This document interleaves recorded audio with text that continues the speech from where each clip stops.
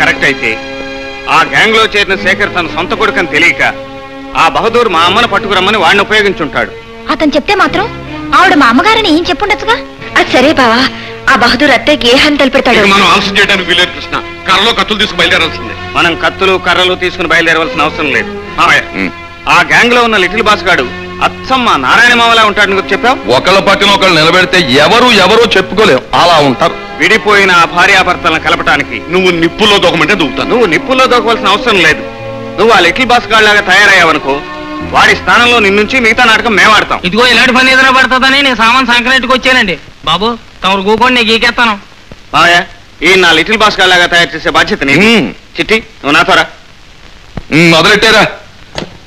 Small boss లాగా తయారు చేసే. కూర్చో.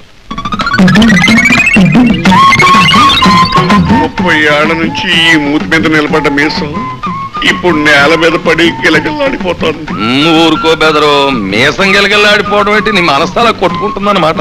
అయినా బెదరు, పేణాలు ఇస్తాను అని మాట ఇచ్చి ఇప్పుడు రాగలేద్దాం. ఇలా చూస్తాడలా చేసేయి.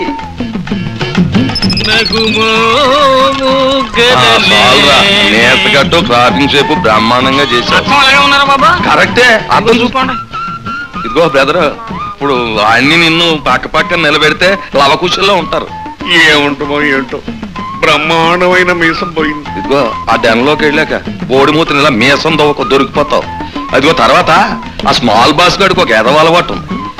ఎవరైనా మాడుతున్నప్పుడు అంటాడు. ఏదాను ఒకసారి ముఖం ఇంకా చండాలంగా పెట్టాలి. అక్కడ పెడతాను. ఎట్టు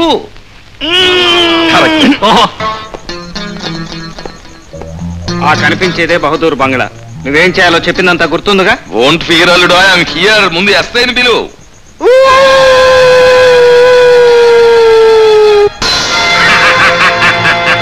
అటెన్షన్ బాసు, ఆజ్ఞ.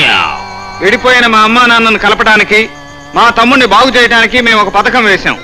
దానికి నీ సహకారం కావాలి. నువ్వేం చేయాలో అంతా మా అప్పారావు మామయ్య చెప్తాడు. నేను చెప్పినట్టు ఫాలో అయిపోవా. నువ్వు నాతోరా. పోరా.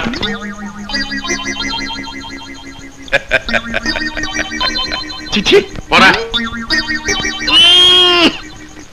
అద్దంలో నేనేం చేస్తే అది చేయాల్సిన బొమ్మ. చిచ్చి పోరా.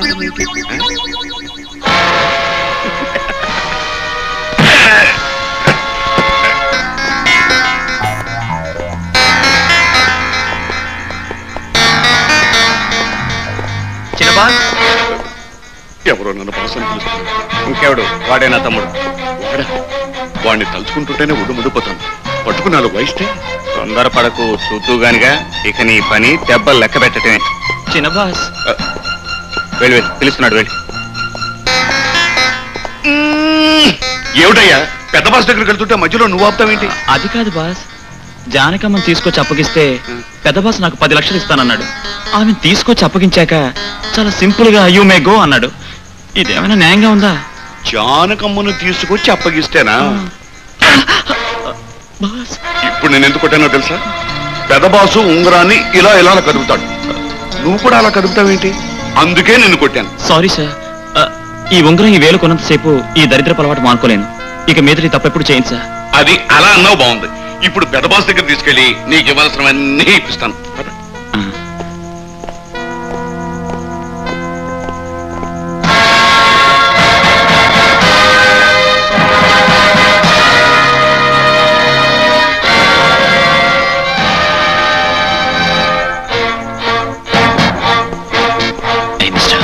నువ్వు చాలా పొరపాటు చేస్తున్నావు. ఇది మన పెద్ద బాస్ మేనరిజం. నేను చాలా అనుభవంతో చెప్తున్నాను. నా మాటని ఛేదించే.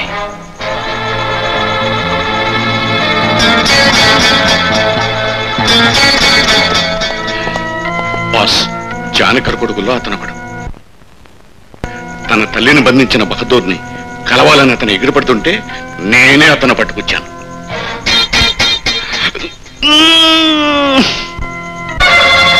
సార్ అనే లేనిపోని మీ పొగరు, ఇలా ఏళ్లు నలుపుకునే లేనిపోని మీ పోజులు అన్ని అచ్చు మీ పొలికలే sir. Excuse me sir. Boss గారు,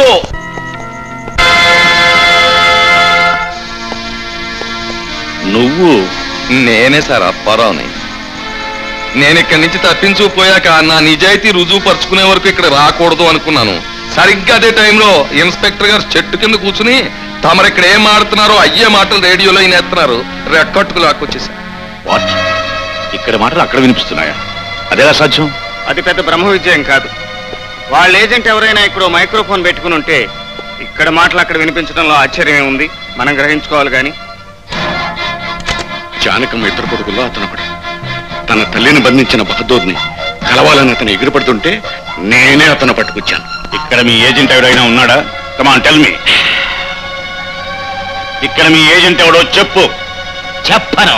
చెప్పకపోతే చంపేస్తాం. చావుకి భయపడే చచ్చు దద్దమ్మని అయితే మా ఏజెంట్ ఆ శేఖరే అన్న విషయం ఇందాకే చెప్పుండేవాడే.